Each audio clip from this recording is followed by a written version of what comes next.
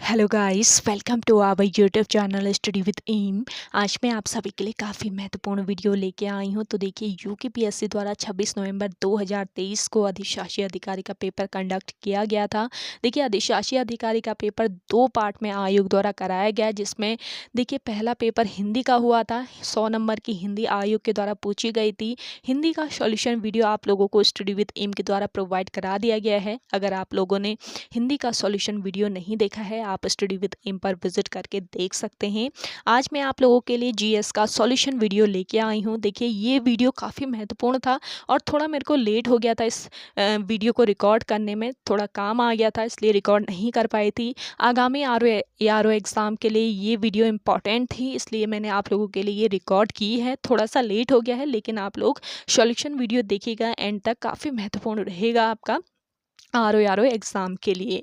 और देखिए, आप लोगों को जो ईओ के एग्ज़ाम के लिए यानी अधिशासी अधिकारी के एग्ज़ाम के लिए मैंने क्लासेस प्रोवाइड कराई थी, बहुत सारी क्लासेस प्रोवाइड कराई थी, जिससे बहुत सारे क्वेश्चन आए हुए हैं इस पेपर में। तो आप लोगों को मैं बताऊंगी कौन कौन से क्वेश्चन आपके स्टडी विद एम के द्वारा बताए गए और इस पेपर में आए हुए हैं। जिन लोगों ने प्रॉपर क्लासेस फॉलो की हैं स्टडी विद एम की, उनका ये जो पेपर है बहुत अच्छा गया होगा। और अगर आप लोगों को आगामी आर ओ का पेपर भी बहुत अच्छा करना है, तो आप लोगों को स्टडी विद एम के द्वारा आर ओ एग्ज़ाम के रिगार्डिंग यहाँ पे क्लासेस प्रोवाइड कराई जा रही हैं, तो आप इन्हें बिल्कुल फ्री ऑफ कॉस्ट फॉलो कर सकते हैं। ये पेपर देखिए, जीएस का पैटर्न देखिएगा यूकेपीएससी द्वारा क्या रखा जा रहा है, क्योंकि आपका आर ओ का जो एग्ज़ाम है ये भी यूकेपीएससी द्वारा ही कंडक्ट किया जाएगा। तो आपको हेल्प मिल जाएगी कि यूकेपीएससी किस तरीके के क्वेश्चन बनाता है। आप लोग इस पेपर को अच्छे से देखिएगा।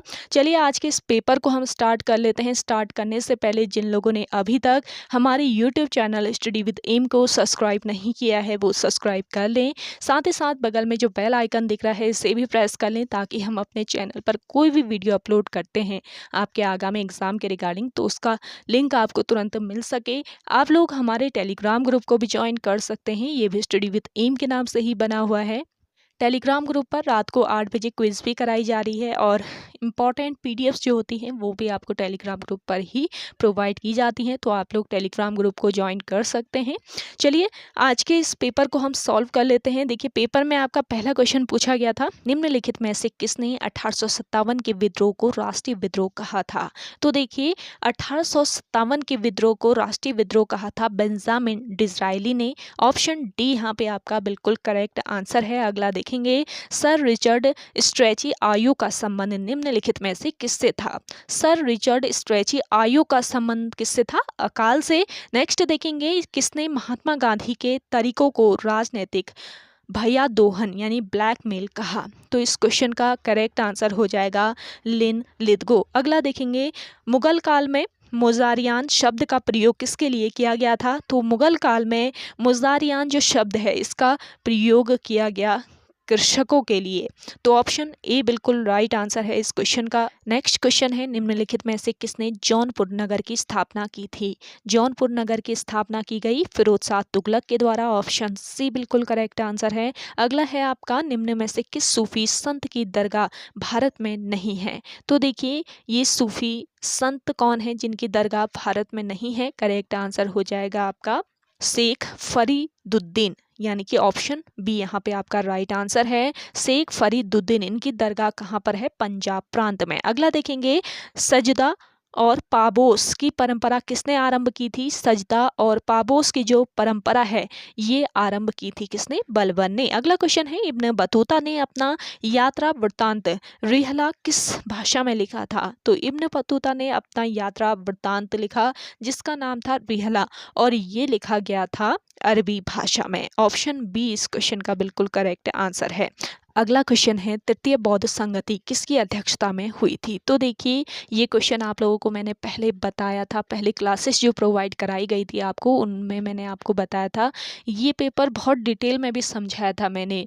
जो आपकी बौद्ध संगतियाँ हैं वो कहाँ पर आयोजित हुई, कब हुई, उनकी अध्यक्षता किसने की, बहुत अच्छे से समझाया था। तो सीधे छपा हुआ है, तृतीय बौद्ध संगति की अध्यक्षता किसने की थी। तो यहाँ पे जो करेक्ट आंसर था वो था आपका मोगली पुत्तिस। यस, ऑप्शन सी बिल्कुल राइट आंसर है। अगर आप लोगों का आरओ का एग्ज़ाम है उसके लिए यहाँ पे स्टडी विद एम के द्वारा प्रॉपर क्लासेस प्रोवाइड की जा रही हैं, बिल्कुल फ्री ऑफ कॉस्ट आप उन्हें ज्वाइन कर सकते हैं। और देखिए, मैं ये नहीं कहूँगी कि सारे ही क्वेश्चन हमारे सेशन से आए हुए हैं, लेकिन कुछ क्वेश्चन ऐसे हैं जो मैंने पढ़ाए हुए हैं आप लोगों को। मेरी आदत रहती है कि अपने सीरीज़ में आपको डिटेल वाइज एक क्वेश्चन जो है उसके अलग अलग पॉइंट निकाल के मैं समझाती हूँ।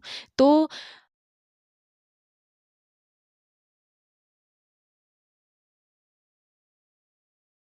आती है ताकि आयोग कोई भी क्वेश्चन पूछे आप बिल्कुल अपना राइट आंसर लगा सकते हैं, जैसे कि आपका तृतीय बौद्ध संगति वाला क्वेश्चन आयोग द्वारा पूछा गया है।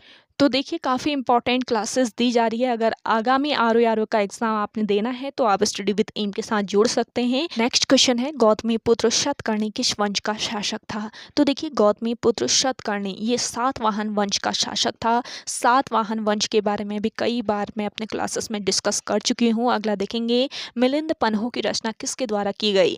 मिलिंद पन्हो की रचना की गई नागसेन के द्वारा। नेक्स्ट क्वेश्चन है, मोहम्मडन एंग्लो ओरिएंटल कॉलेज का संस्थापक कौन था? तो देखिए, मोहम्मडन एंग्लो ओरिएंटल कॉलेज इसका संस्थापक था कौन? सर सैयद अहमद खान। तो यहाँ पे आपका राइट आंसर हो जाएगा ऑप्शन ए।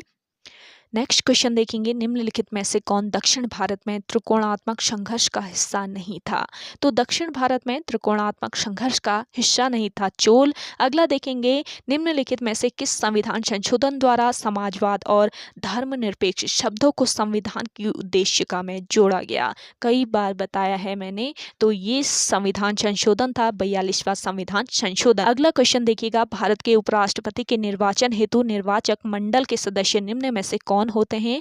इस क्वेश्चन का करेक्ट आंसर है संसद के दोनों सदनों से। अगला देखेंगे, निम्नलिखित में से संविधान का कौन सा अनुच्छेद संसद को नए राज्यों के गठन की शक्ति प्रदान करता है? तो देखिए, दिए गए ऑप्शन में आपका करेक्ट आंसर है अनुच्छेद 3, ऑप्शन सी यहाँ पे आपका बिल्कुल करेक्ट आंसर है। अगला क्वेश्चन है, निम्न में से किसे संसदीय विशेषाधिकार प्राप्त नहीं है? देखिए, इस क्वेश्चन में मुझे थोड़ा सा डाउट हो रहा है। अगर आपको इसका राइट आंसर आ रहा है तो आप कमेंट करके बताइएगा कमेंट सेक्शन में। अगला देखेंगे, लोक लेखा समिति में राज्यसभा के निम्न में से कितने सदस्य होते हैं? तो देखिए, लोक लेखा समिति में राज्यसभा के कितने सदस्य होते हैं? 7 सदस्य। तो ऑप्शन बी यहाँ पे आपका बिल्कुल राइट आंसर है। अगला क्वेश्चन देखेंगे, भारतीय संसद के संयुक्त अधिवेशन की अध्यक्षता निम्न में से किसके द्वारा की जाती है? करेक्ट आंसर है इस क्वेश्चन का लोकसभा के अध्यक्ष के द्वारा।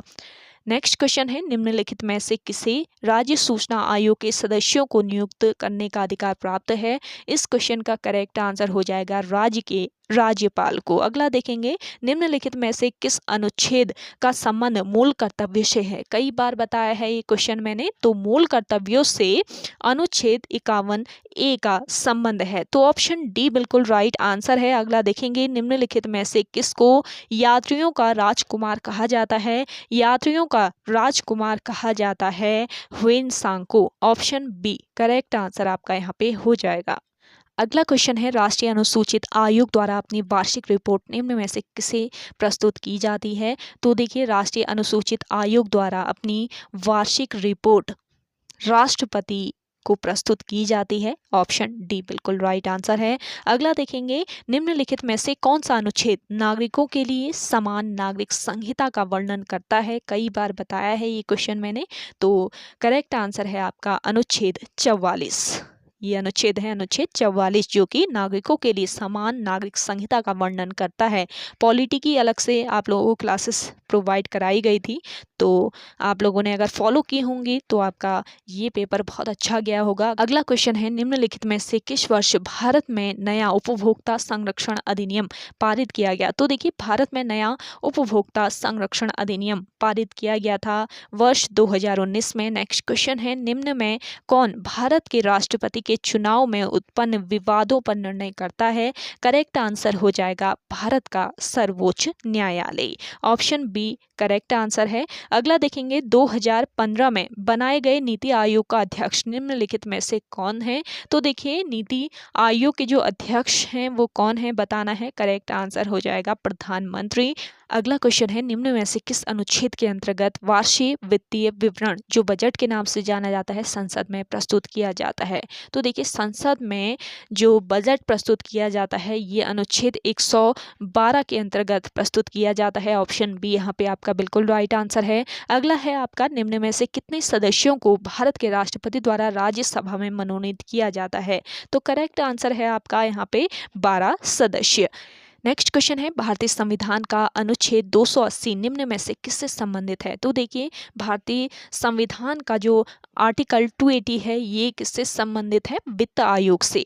ऑप्शन बी यहाँ पे आपका राइट आंसर है। अगला देखेंगे, जनहित याचिका को निम्न में से किस अन्य नाम से भी जाना जाता है? तो देखिए जनहित याचिका को जाना जाता है सामाजिक हित याचिका के नाम से। ऑप्शन बी इस क्वेश्चन का राइट आंसर है। अगला देखेंगे, निम्न में से किस उम्र समूह के बच्चों के लिए अनुच्छेद 21 अ यह व्यवस्था करता है कि राज्य मुफ्त एवं अनिवार्य शिक्षा प्रदान करेगा? इस क्वेश्चन का करेक्ट आंसर है उम्र समूह 6 से 14 वर्ष के लिए। ऑप्शन डी बिल्कुल राइट आंसर यहाँ पे आपका हो जाएगा।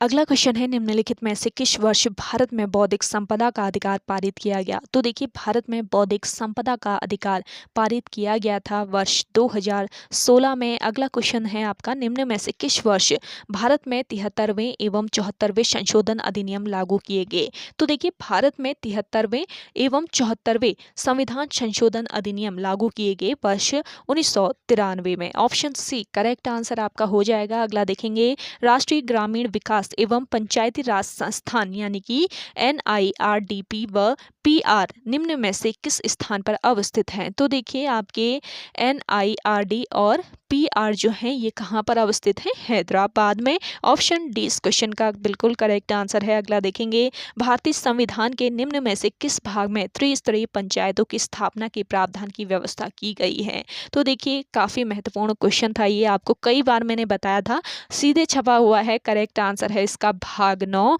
ऑप्शन सी करेक्ट आंसर हो जाएगा। अगला देखेंगे, निम्न में से किस दिन राष्ट्रीय पंचायती राज दिवस मनाया जाता है? पहले बता चुकी हूँ ये क्वेश्चन आप लोगों को। तो 24 अप्रैल को मनाया जाता है आपका राष्ट्रीय पंचायती राज दिवस। आप लोगों को पंचायती राज की मैंने अलग से वीडियो प्रोवाइड की है जो कि सभी एग्जाम्स के लिए इम्पॉर्टेंट है। कई बार मैंने बताया था आप लोगों को कि जो आयोग पेपर कंडक्ट कराता है उसमें 2-3 या 3-4 क्वेश्चन जो है ये पंचायती राज से होते हैं। तो आप लोगों ने अगर इस बात को नोट किया होगा तो बिल्कुल आपने पंचायती राज टॉपिक जो है वो कवर किया होगा।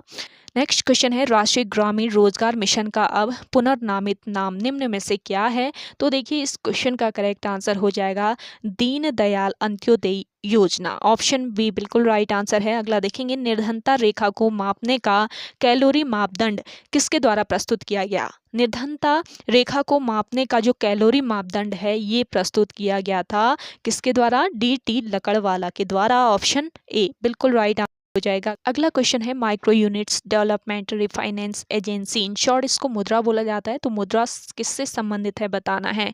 मुद्रा का संबंध है गैर कृषि लघु एवं सूक्ष्म उपक्रम से। ऑप्शन सी इस क्वेश्चन का करेक्ट आंसर है। अगला देखेंगे, मेक इन इंडिया कार्यक्रम का उद्देश्य है। मेक इन इंडिया कार्यक्रम का उद्देश्य विनिर्माण क्षेत्र को बढ़ावा एवं आयातों को कम करना। अगला क्वेश्चन है, पुनर्नामित अस्पृश्यता यानी अपराध अधिनियम 1955 को अब निम्न में से किस नाम से जाना जाता है? इस क्वेश्चन का करेक्ट आंसर है नागरिक अधिकार संरक्षण अधिनियम 1955 के नाम से। ऑप्शन ए इस क्वेश्चन का करेक्ट आंसर है। अगला क्वेश्चन है, GNP तथा GDP के अंतर को क्या कहते हैं? तो देखिए GNP तथा GDP के अंतर को कहा जाता है विदेशों से प्राप्त शुद्ध आय। ऑप्शन डी इस क्वेश्चन का राइट आंसर है। अगला देखेंगे, भारत सरकार द्वारा नमामि गंगे समन्वित संरक्षण मिशन कार्यक्रम किस वर्ष स्वीकृत किया गया था? इस क्वेश्चन का करेक्ट आंसर है जून 2014। अगला देखेंगे, भारत में निम्नलिखित फसल युग्मों में से कौन एक भारत की सर्वाधिक पानी की खपत वाली फसलें हैं जो भूजल पर अत्यधिक निर्भर करती हैं? करेक्ट आंसर है इस क्वेश्चन का चावल और गन्ना। अगला क्वेश्चन देखिएगा, बांज यानी ओक एवं चेस्टनट निम्न में से किस वनस्पति कटिबंध की प्रमुख प्रजातियां हैं? करेक्ट आंसर है हिमालयी आर्द्र पर्वतीय वन की। ऑप्शन सी बिल्कुल राइट आंसर हो जाएगा। अगला देखेंगे, अगला क्वेश्चन है, निम्न में से कौन सी भारत की एक नकदी फसल नहीं है? तो देखिए भारत की एक नकदी फसल इनमें से गेहूं नहीं है। अगला क्वेश्चन है, काली कपासी मिट्टी व्यापक रूप से मिलती है। काली कपासी मिट्टी जो है ये व्यापक रूप से महाराष्ट्र में मिलती है। अगला देखेंगे, चंबल नदी निम्न में से किसकी सहायक नदी है? कई बार बताया है, तो चंबल जो नदी है ये यमुना नदी की सहायक नदी है। ऑप्शन सी यहाँ पे आपका बिल्कुल राइट आंसर है। अगला देखेंगे, सिंगरौली कोयले की खान निम्न में से किस प्रदेश में स्थित है? तो देखिए सिंगरौली कोयले की खान जो है ये आपके कहाँ पर, मध्य प्रदेश राज्य में स्थित है। ऑप्शन डी इस क्वेश्चन का बिल्कुल राइट आंसर हो जाएगा। नेक्स्ट क्वेश्चन है, निम्न में से किसे सह्याद्री हिल्स भी कहा जाता है? सह्याद्री हिल्स भी कहा जाता है पश्चिमी घाट को। नेक्स्ट क्वेश्चन है, 2011 की जनगणना के अनुसार भारत के निम्न राज्यों में से किसकी साक्षरता दर 90% से अधिक है? तो देखिए करेक्ट आंसर हो जाएगा आपका मिजोरम। अगला क्वेश्चन है, निम्नलिखित देशों में से किसकी सर्वाधिक सीमा भारत के साथ साझा होती है? करेक्ट आंसर हो जाएगा आपका बांग्लादेश। अगला क्वेश्चन है, वर्ष 1991 में गठित कर सुधार समिति के अध्यक्ष कौन थे? तो वर्ष 1991 में गठित कर सुधार समिति के अध्यक्ष थे RJ चलैया। नेक्स्ट क्वेश्चन है, कर्क रेखा निम्न राज्यों में से किससे होकर नहीं गुजरती है? सीधे छपा हुआ है, पहले ये क्वेश्चन आपको मैंने बताया है। तो देखिए कर्क रेखा के बारे में बहुत डिटेल से बात करी थी मैंने, किन किन राज्यों से होकर गुजरती है कर्क रेखा। तो देखिए यहाँ पे करेक्ट आंसर था आपका मणिपुर राज्य। तो जिन लोगों ने सीरीज फॉलो की थी हमारी, काफ़ी हेल्प आपको मिली होगी इस पेपर में।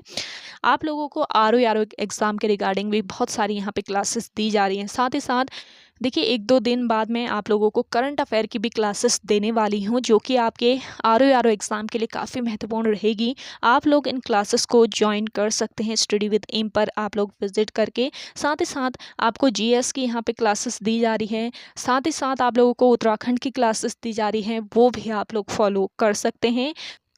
अगला देखेंगे, भारत के उत्तरी विशाल मैदान का बांगर है। करेक्ट आंसर है पुरानी जलोढ़ से निर्मित। ऑप्शन बी इस क्वेश्चन का राइट आंसर है। अगला देखेंगे, निम्न में से कौन सबसे बड़ा नदी बेसिन है? तो देखिए सबसे बड़ा नदी बेसिन है इनमें से कावेरी नदी बेसिन। अगला क्वेश्चन है, कोपेन के जलवायु वर्गीकरण में AW प्रदर्शित करता है? तो देखिए कोपेन के जलवायु वर्गीकरण में AW क्या प्रदर्शित करता है? उष्ण कटिबंधी सवाना तुल्य। तो यहाँ पे आपका बिल्कुल राइट आंसर क्या हो जाएगा? Option B. अगला देखेंगे, निम्न में से किस वर्ष में भारत की प्रथम जनगणना की गई थी? तो देखिए भारत की जो प्रथम जनगणना हुई थी ये वर्ष 1872 में हुई थी। ऑप्शन बी इस क्वेश्चन का बिल्कुल राइट आंसर हो जाएगा। अगला क्वेश्चन देखिएगा, 2011 की जनगणना के अनुसार भारत के निम्नलिखित राज्यों में से किसमें अनुसूचित जनजाति की जनसंख्या का सर्वाधिक प्रतिशत है? तो दिए गए ऑप्शन में करेक्ट आंसर है आपका मध्य प्रदेश। अगला देखेंगे, भारत का दक्षिणतम बिंदु है। भारत का दक्षिणतम बिंदु कौन सा है? करेक्ट आंसर है आपका इंदिरा पॉइंट। अगला क्वेश्चन है, जोजिला दर्रा निम्न में से किस राज्य में स्थित है? बहुत बार बताया है, तो देखिए सीधे हुआ है, जोजिला जो दर्रा है आपका ये आपके जम्मू कश्मीर राज्य में स्थित है। तो ऑप्शन सी बिल्कुल राइट आंसर था। अगला देखेंगे, राजा भोज हवाई अड्डा निम्न में से किस नगर में अवस्थित है? करेक्ट आंसर है इस क्वेश्चन का भोपाल में। नेक्स्ट क्वेश्चन देखेंगे, निम्न में से कौन कुपोषण मुक्त भारत से संबंधित है? देखिए कुपोषण मुक्त भारत से संबंधित है कौन सी समिति? वर्धा समिति।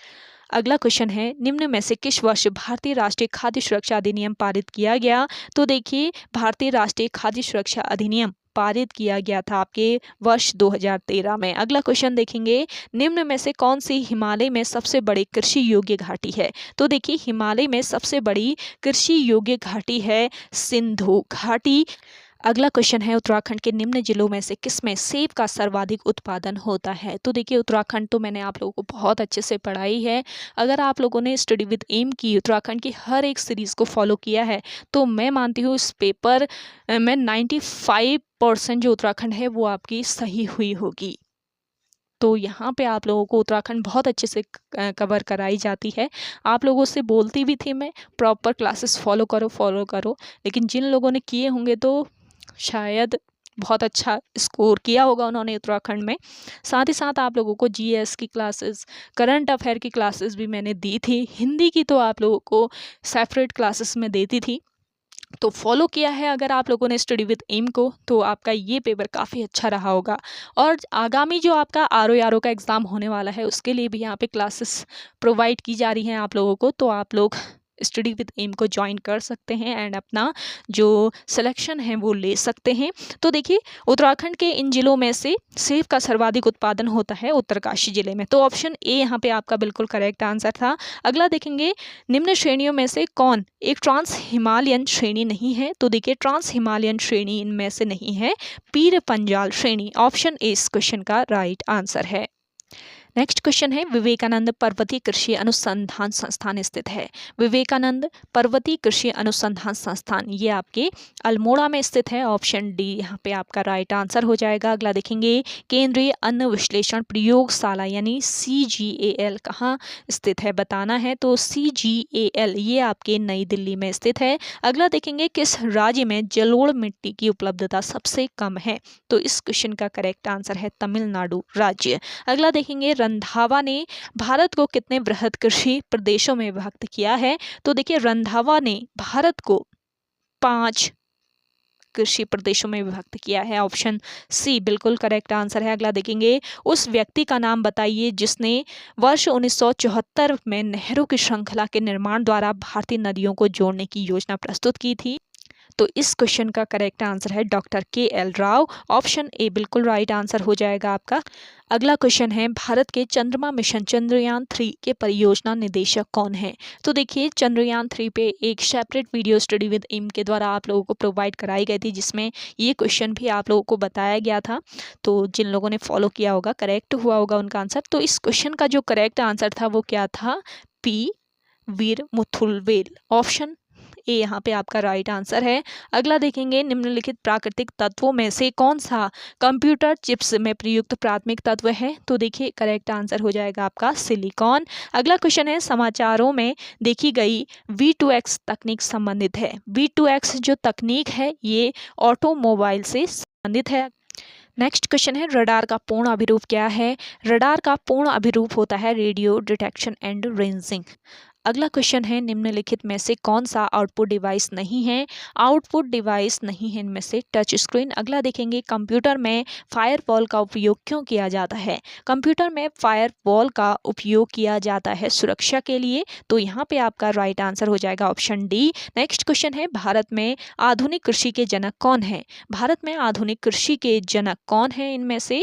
MS स्वामीनाथन। अगला क्वेश्चन देखिएगा, वर्गीस कुरियन को जाना जाता है, वर्गीस कुरियन को जाना जाता है श्वेत क्रांति के लिए, यानी कि ऑप्शन बी बिल्कुल करेक्ट आंसर है इस क्वेश्चन का।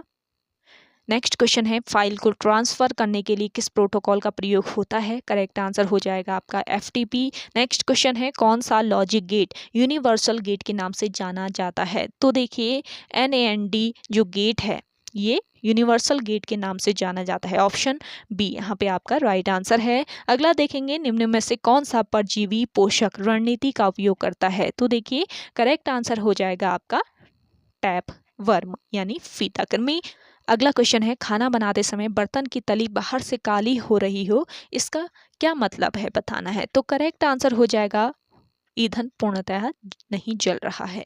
ये आपका यहाँ पे करेक्ट आंसर है। अगला देखेंगे, मुकुलन द्वारा अलैंगिक जनन डैश में होता है। तो देखिए, मुकुलन द्वारा अलैंगिक जो जनन होता है ये ईस्ट में होता है। ऑप्शन बी बिल्कुल करेक्ट आंसर है। अगला देखेंगे, निम्नलिखित में से कौन एक पादप हार्मोन है? इनमें से एक पादप हार्मोन है साइटोकाइनिन। ऑप्शन डी यहाँ पे आपका राइट आंसर है। अगला क्वेश्चन देखिएगा, ओजोन परत द्वारा किन हानिकारक किरणों का अवशोषण होता है?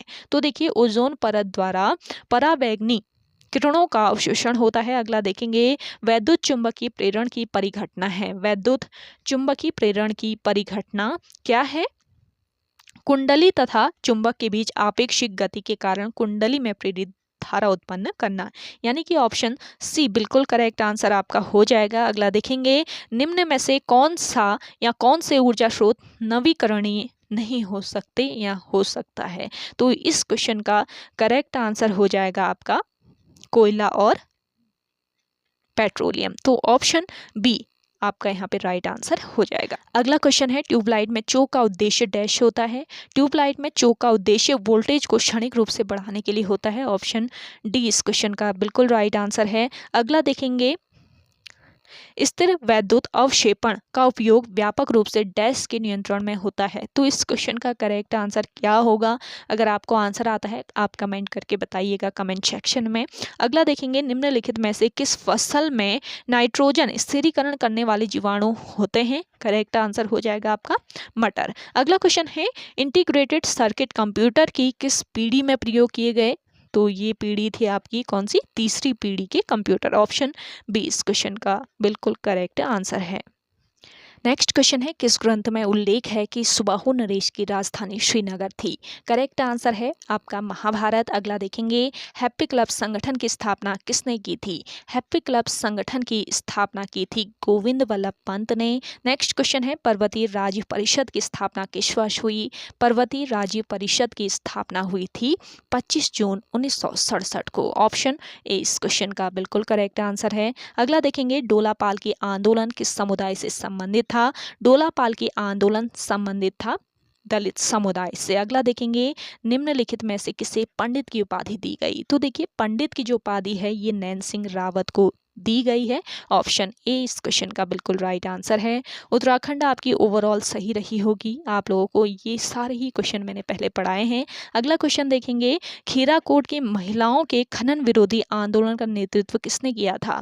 खीराकोट के महिलाओं के खनन विरोधी आंदोलन का जो नेतृत्व है ये राधा बहन ने किया था। ऑप्शन सी बिल्कुल करेक्ट आंसर है। अगला देखेंगे कत्यूरी शासकों का गढ़वाल में प्रथम मान्यता प्राप्त सत्ता केंद्र कहाँ स्थित है? तो देखिए इस क्वेश्चन का करेक्ट आंसर है जोशी मठ में। अगला क्वेश्चन है किसके शासनकाल को कुमाऊं का स्वर्णकाल कहा जाता है?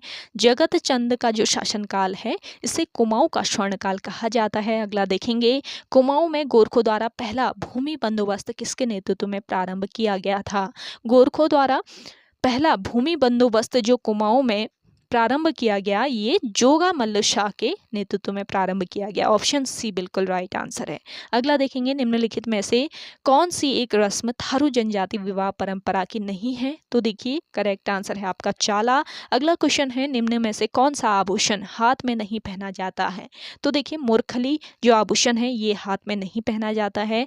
अगला क्वेश्चन है कुमाऊं क्षेत्र में कृष्ण जन्माष्टमी के बाद लोगों द्वारा गाए जाने वाले गीत कहलाते हैं? कुमाऊं क्षेत्र में कृष्ण जन्माष्टमी के बाद लोगों द्वारा गाए जाने वाले गीत ठुलखेल गीत कहलाते हैं। ऑप्शन बी इस क्वेश्चन का करेक्ट आंसर है। अगला देखेंगे देवीधुरा के प्रसिद्ध बग्वाल मेले में निम्नलिखित में से कौन सहभाग नहीं करता है? तो करेक्ट आंसर हो जाएगा इस क्वेश्चन का लटवाल।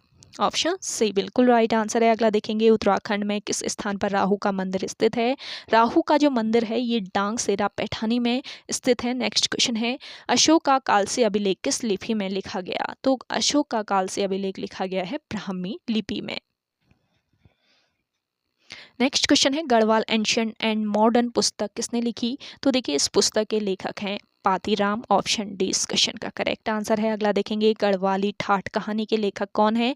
गढ़वाली ठाठ कहानी के लेखक हैं सदानंद कुकरेती। अगला क्वेश्चन है कुमाऊं के प्रसिद्ध कवि गुमानी का वास्तविक नाम क्या था? तो देखिए कुमाऊं के प्रसिद्ध कवि हैं गुमानी और इनका वास्तविक नाम था लोकरत्न पंत। अगला क्वेश्चन है निम्न में से कौन सा एक वायु या सुशिरवादी यंत्र नहीं है? तो दिए गए ऑप्शन में आपका करेक्ट आंसर हो जाएगा नाग फनी। अगला क्वेश्चन है चिपको आंदोलन किसकी प्रतिक्रिया के रूप में प्रारंभ हुआ था? तो देखिए इस क्वेश्चन में मुझे थोड़ा सा डाउट हो रहा है, करेक्ट आंसर अब क्या होता है? आयोग के आंसर की जब देखेंगे तब पता चलेगा। अगला क्वेश्चन है उत्तराखंड के पंचायती राज में महिलाओं के आरक्षण को 50% तक कब बढ़ाया गया? तो देखिए करेक्ट आंसर हो जाएगा आपका वर्ष 2008। अगला क्वेश्चन है वनों के बेहतर प्रबंधन की जरूरतों को देखकर ब्रिटिश सरकार ने वर्ष 1864 में किस देश के विशेषज्ञों की मदद से वन विभाग की स्थापना की थी? करेक्ट आंसर हो जाएगा इस क्वेश्चन का जर्मनी। अगला देखेंगे अविभाजित उत्तर प्रदेश की विधानसभा में उत्तराखंड के लिए कुल कितनी सीटें थी? तो देखिए अविभाजित उत्तर प्रदेश की विधानसभा में उत्तराखंड के लिए कुल सीटों की संख्या थी 22। ऑप्शन बी बिल्कुल राइट आंसर है। अगला देखिएगा उत्तराखंड में पूर्णतः पर्वतीय क्षेत्र में स्थापित किया जाने वाला प्रथम नगर निगम है। तो देखिए उत्तराखंड में पूर्णतः पर्वतीय क्षेत्र में स्थापित किया जाने वाला प्रथम नगर निगम है इनमें से कौन सा? श्रीनगर। अगला क्वेश्चन है कुमाऊं वाटर रूल्स यानी कुमाऊं जल नियम का सूत्रपात कब हुआ? तो दिए गए ऑप्शन में करेक्ट आंसर हो जाएगा वर्ष 1917 में। अगला क्वेश्चन है गोरखों ने चमड़े की वस्तुओं पर कर लगाया जिसे कहा जाता है। तो देखिए चमड़े की वस्तुओं पर गोरखों द्वारा एक कर लगाया गया और इस कर को कहा गया मिझाड़ी कर। अगला क्वेश्चन है ट्रेल द्वारा 1833 ईस्वी में कहाँ देसी चिकित्सकों की नियुक्ति हुई? तो देखिए इस क्वेश्चन का राइट आंसर हो जाएगा आपका अल्मोड़ा। नेक्स्ट क्वेश्चन है सैद जागर में परिलक्षित होता है। तो देखिए इस क्वेश्चन का करेक्ट आंसर है कबीर पंथ, हिंदू मुस्लिम एकता और सैदाली पांडुलिपि सभी। तो यह सभी ऑप्शन डी इस क्वेश्चन का बिल्कुल राइट आंसर है। अगला क्वेश्चन देखिएगा निम्नलिखित में से किसे गढ़वाल रेजिमेंटल सेंटर की स्थापना का श्रेय दिया जाता है? तो देखिए इस क्वेश्चन का करेक्ट आंसर है बालभद्र सिंह नेगी। ऑप्शन डी इस क्वेश्चन का करेक्ट आंसर है। अगला देखेंगे निम्न में से कौन सी एक हिमनद रक्त वर्ण, श्वेत वर्ण, नीलांबर, पीला पानी एवं चतुरंगी हिमानियों द्वारा पोषित है? तो देखिए कौन सा एक हिमनद है? इस हिमनद का नाम है गंगोत्री हिमनद जो कि रक्तवर्णी, श्वेत वर्ण, नीलांबर, पीला पानी एवं चतुरंगी हिमानियों द्वारा पोषित है। अगला देखेंगे लघु हिमालय को दून से निम्न में से किसके द्वारा पृथक किया जाता है? लघु हिमालय को दून से पृथक किया जाता है किसके द्वारा? मुख्य सीमा थ्रस्ट के द्वारा। ऑप्शन ए बिल्कुल राइट आंसर है। अगला देखेंगे उत्तराखंड के निम्न नगरों में से कौन सर्वप्रथम अस्तित्व में आया था? तो देखिए उत्तराखंड के इन नगरों में से सबसे पहले अस्तित्व में आया आपका मसूरी। नेक्स्ट क्वेश्चन है उत्तराखंड के निम्न दर्रों में से कौन काली नदी के उद्गम स्थल के निकट स्थित है? तो काली नदी के उद्गम स्थल के निकट स्थित दर्रा है आपका कौन सा? लिपुलेख दर्रा। अगला क्वेश्चन है आपका निम्नलिखित में से किस वर्ष उत्तराखंड में चाय उत्पादन सर्वप्रथम प्रारंभ हुआ? दिए गए ऑप्शन में करेक्ट आंसर हो जाएगा वर्ष 1830 में। नेक्स्ट क्वेश्चन है निम्न में से कौन सा खनिज संसाधन भंडार लघु हिमालय में बजून खुरपाताल क्षेत्र से संबंधित है? करेक्ट आंसर है इस क्वेश्चन का सिलखड़ी। अगला क्वेश्चन है निम्न नदी घाटी परियोजनाओं में से कौन टोंस नदी से संबंधित है? तो देखिए इन घाटी परियोजनाओं में कौन टोंस नदी से संबंधित है बताना है। तो ये परियोजना है आपकी खोदरी परियोजना। अगला क्वेश्चन देखेंगे उत्तराखंड का कौन सा जिला अंतर्राष्ट्रीय सीमा के साथ नहीं स्थित है? तो देखिए करेक्ट आंसर है इस क्वेश्चन का अल्मोड़ा। अल्मोड़ा जो है ये अंतर्राष्ट्रीय सीमा के साथ स्थित नहीं है। नेक्स्ट क्वेश्चन है निम्नलिखित में से कौन सी सबसे ऊंची चोटी है? तो देखिए इनमें से सबसे ऊंची चोटी बतानी है तो आपकी चौखंबा जो है ये सबसे ऊंची चोटी है दिए गए चोटियों में। अगला क्वेश्चन है निम्नलिखित राष्ट्रीय उद्यानों में से कौन उत्तराखंड में स्थित नहीं है? तो देखिए गोविंद नंदा देवी और फूलों की घाटी ये उत्तराखंड राज्य में स्थित हैं जबकि कान्हा नहीं है। तो ऑप्शन ए बिल्कुल राइट आंसर आपका हो जाएगा। अगला क्वेश्चन देखेंगे उत्तराखंड में प्रथम कृषि नीति कब लागू हुई थी? उत्तराखंड राज्य में प्रथम कृषि नीति ये लागू हुई थी वर्ष 2011 में, कई बार बताया है। अगला देखेंगे कुमाऊं के स्वर्णकारों के द्वारा किस क्षेत्र में बोरैक्स का आयात किया जाता है? दिए गए ऑप्शन में करेक्ट आंसर है आपका तिब्बत में। अगला क्वेश्चन है देखिएगा भारत के चौथे राज्य खाद्य सुरक्षा सूचकांक 2021-22 में उत्तराखंड की रैंक क्या है? तो देखिए करेक्ट आंसर है इस क्वेश्चन का 7वीं रैंक। अगला क्वेश्चन है उत्तराखंड राज्य में ऑपरेशन मुक्ति अभियान संबंधित है? तो दिए गए ऑप्शन में करेक्ट आंसर है बाल भिक्षावृत्ति से मुक्ति। अगला क्वेश्चन है उत्तराखंड की दीनदयाल उपाध्याय गृह आवास यानी होम स्टे विकास योजना के संदर्भ में निम्नलिखित में से कौन सा कथन सही नहीं है?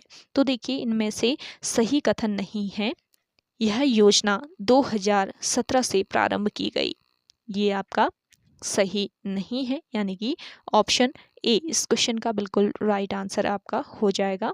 कब प्रारंभ की गई? अगर आपको आंसर आता है आप कमेंट करके बताएं कमेंट सेक्शन में। अगला देखेंगे उत्तराखंड में शहरी क्षेत्रों में स्वच्छ पेयजल की आपूर्ति का निर्धारण मानक लीटर प्रति व्यक्ति प्रतिदिन यानी कि LPCD क्या है? तो इस क्वेश्चन का राइट आंसर हो जाएगा 135 लीटर। क्वेश्चन है निम्नलिखित में से कौन उत्तराखंड में प्रधानमंत्री किसान सम्मान निधि योजना के संचालन हेतु नोडल अधिकारी नामित किया जाता है? तो करेक्ट आंसर हो जाएगा आयुक्त एवं सचिव राजस्व परिषद। ऑप्शन ए बिल्कुल राइट आंसर है। अगला देखेंगे उत्तराखंड में एक जिला दो उत्पाद योजना कब लागू की गई?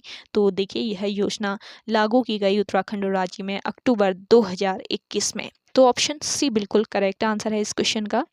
अगला क्वेश्चन है MSME मंत्रालय द्वारा उत्तराखंड में MSME टूल रूम की स्थापना कहाँ की गई है? तो करेक्ट आंसर हो जाएगा आपका सेठकुल सितारगंज में। अगला क्वेश्चन है निम्नलिखित में से कौन सा कृषि व्यवसाय विकास केंद्र ग्राम्य 2 योजना के अंतर्गत पिथौरागढ़ प्रभाग में स्थापित है? तो अगर आपको इसका आंसर आता है आप कमेंट करके बताइएगा, मुझे तो इसमें थोड़ा डाउट लग रहा है इस क्वेश्चन में। अगला देखेंगे उत्तराखंड बजट 2023-24 में ऋण भुगतानों को छोड़कर अनुमानित कुल व्यय कितना था? दिए गए ऑप्शन में करेक्ट आंसर हो जाएगा आपका ऑप्शन ए। अगला क्वेश्चन है निम्न जनपदों को 2011 की जनगणना के अनुसार जनसंख्या घनत्व के आरोही क्रम में व्यवस्थित कीजिए। तो दिए गए ऑप्शन में आपका करेक्ट आंसर है चमोली, अल्मोड़ा, देहरादून और हरिद्वार। ऑप्शन ए बिल्कुल करेक्ट आंसर हो जाएगा। अगला देखेंगे उत्तराखंड और तिब्बत के मध्य होने वाले व्यापार को किस घटना के पश्चात बंद कर दिया गया? करेक्ट आंसर है भारत चीन युद्ध 1962 के पश्चात, यानी कि ऑप्शन सी बिल्कुल करेक्ट आंसर है। अगला देखेंगे निम्नलिखित में से कौन सा सुमेलित नहीं है? इनमें से आपका सुमेलित नहीं है BEL उत्तरकाशी, ये आपका सुमेलित नहीं है। अगला क्वेश्चन देखेंगे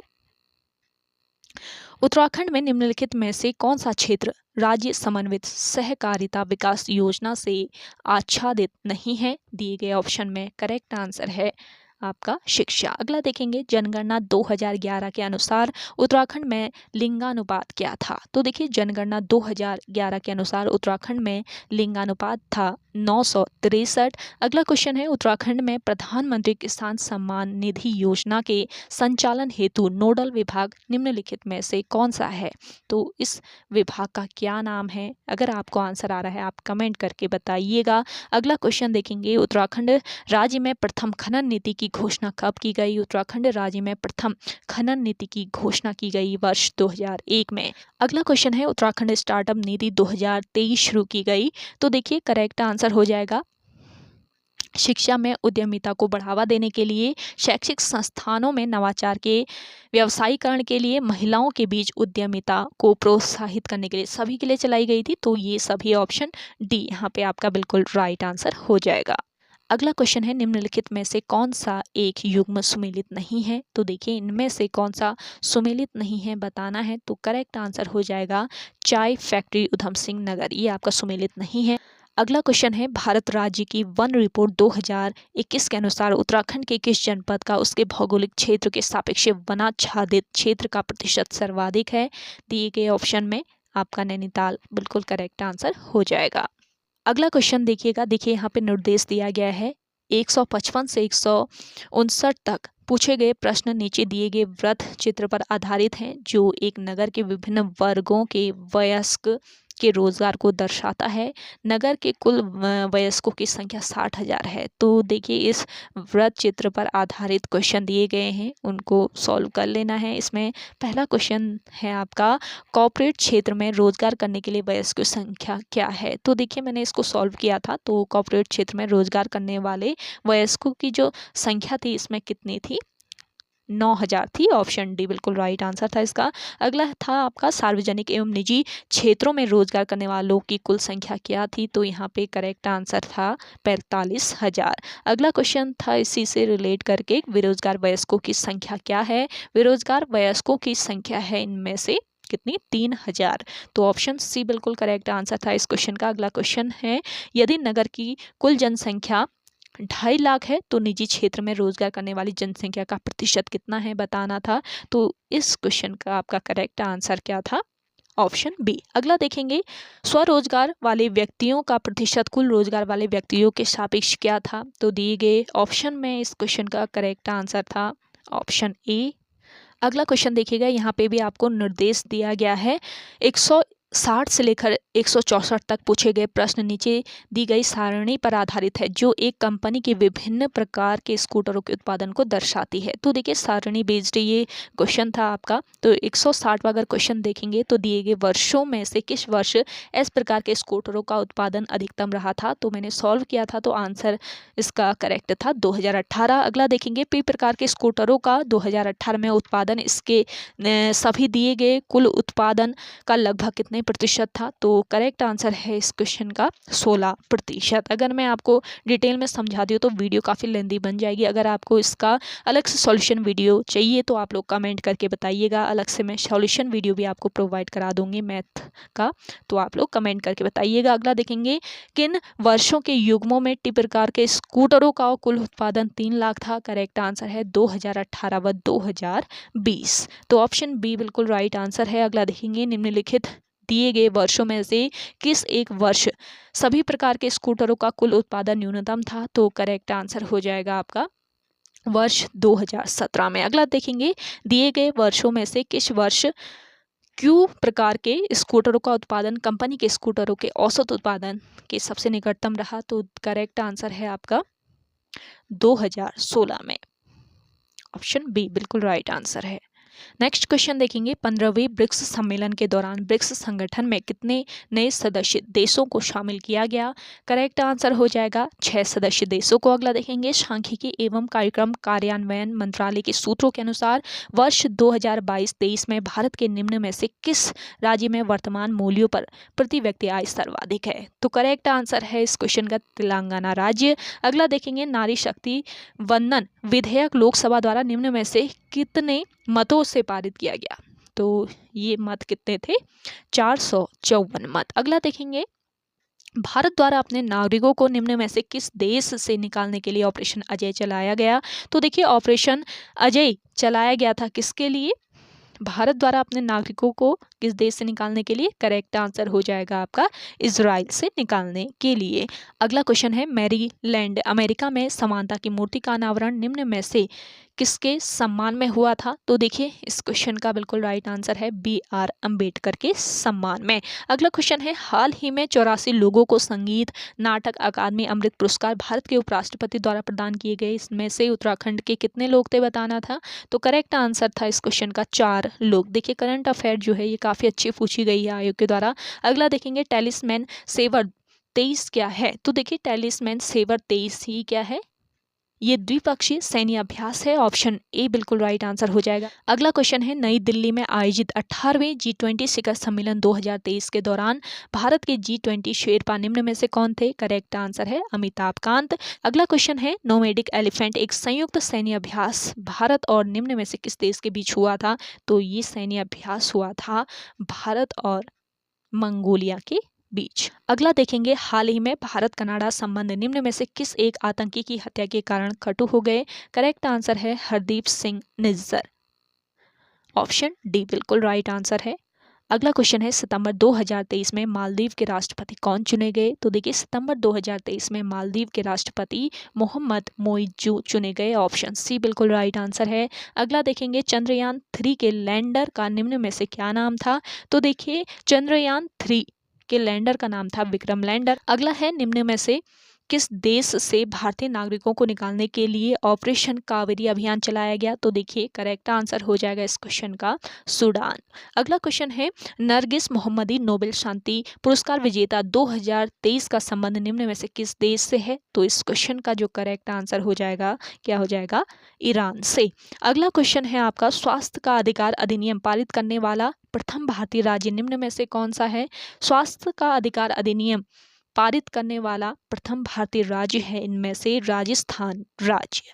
अगला क्वेश्चन देखें, भारतीय दंड संहिता की निम्न में से कौन सी धारा राजद्रोह से संबंधित है। तो देखिए, करेक्ट आंसर हो जाएगा इस क्वेश्चन का 124A।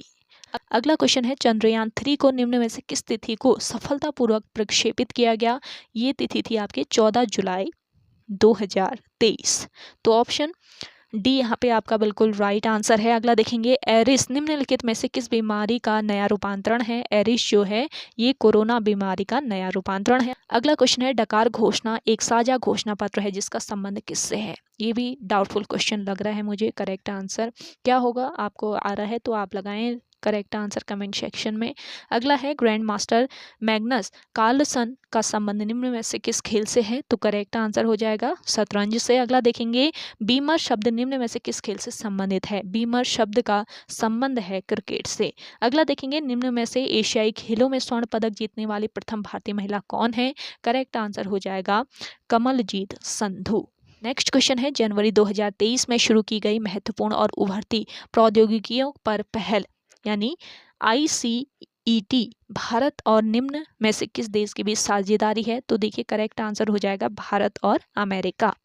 अगला देखेंगे, निम्न में से किस देश ने फीफा महिला विश्व कप 2023 जीता? तो देखिए फीफा महिला विश्व कप 2023 जीता है स्पेन ने। अगला क्वेश्चन है, जर्ज शब्द निम्न में से किस खेल से संबंधित है? जर्ज शब्द जो है इसका संबंध है किससे? भारोत्तोलन से। अगला क्वेश्चन है, भारतीय खिलाड़ी लक्ष्य सेन का संबंध निम्न में से किस खेल से है? भारतीय खिलाड़ी लक्ष्य सेन का जो संबंध है ये बैडमिंटन से। अगला क्वेश्चन है, हाल ही में संपन्न हुए एशियाई खेल 2023 में भारत ने निम्न में से किस स्पर्धा में सर्वाधिक स्वर्ण पदक जीते हैं? आपको आंसर आ रहा है इसका तो आप कमेंट करके बताएं। अगला देखेंगे, एक पोलो टीम में कितने सदस्य होते हैं?